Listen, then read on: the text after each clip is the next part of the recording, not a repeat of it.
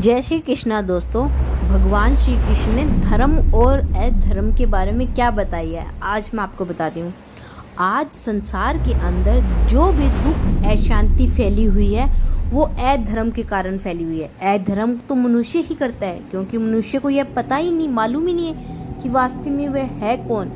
उसको यह भी नहीं मालूम कि वास्तव में ही देह ने न्यारी सूक्ष्म ज्योति बिंदु आत्मा है। शरीर तो हड्डी मांस का मात्र पुतला है, आत्मा का रथ है जिसको चलाने के लिए आत्मा ही रथी बनती है।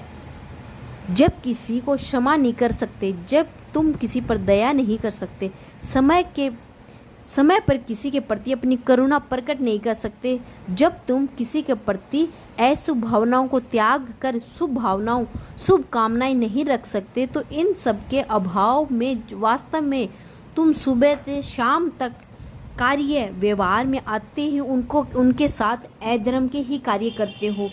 अधर्म करने वालों के प्रति धर्म ग्रंथों में बोला गया है कि वो नरक को प्राप्त करते हैं। मैं कहता हूँ उस नरक की बात को तो छोड़ो, अपने किए हुए रोज रोज अनेकों अधर्म के कार्यों के कारण मनुष्य को यहाँ ही नरक की यातना भोगनी पड़ती है। वह लाख कोशिश कर ले, छूट नहीं सकता, चाहे उसका वास्तविक संबंध इस सीधे ईश्वर पिता से ही क्यों ना हो। कर्मों के भुगतान से कोई छुटा चाहे नहीं छूट सकता। कर्मों का भुगतान कब, किस समय, किस परिस्थिति में, किस आयु में, किस स्थान पर करना पड़ेगा, यह मनुष्य कभी नहीं जान सकता।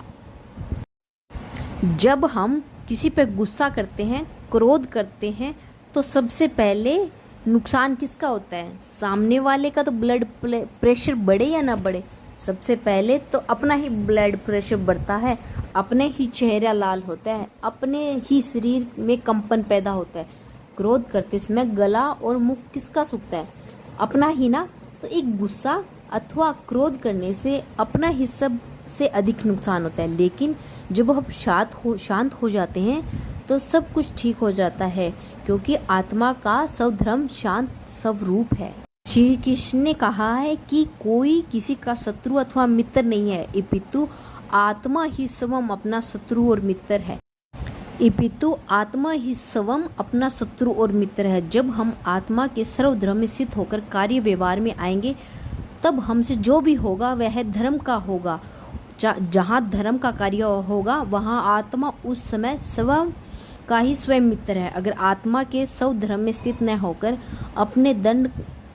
अपने को मात्र देह समझकर कार्य व्यवहार में आएंगे, तो जाने अनजान में बहुत सारे अधर्म के कार्य होंगे। वहाँ आत्मा स्वयं ही स्वयं का शत्रु है। भले दुनिया का ज्ञान न हो, भले ही दुनिया के अपार सुख न ले, लेकिन आत्मा के सर्वधर्म में रहना सीख लिया तो सब कुछ पा लिया, वरना सब कुछ प्राप्त होते हुए जन्म जन्मांतर के लिए खाली खाली रह जाओगे।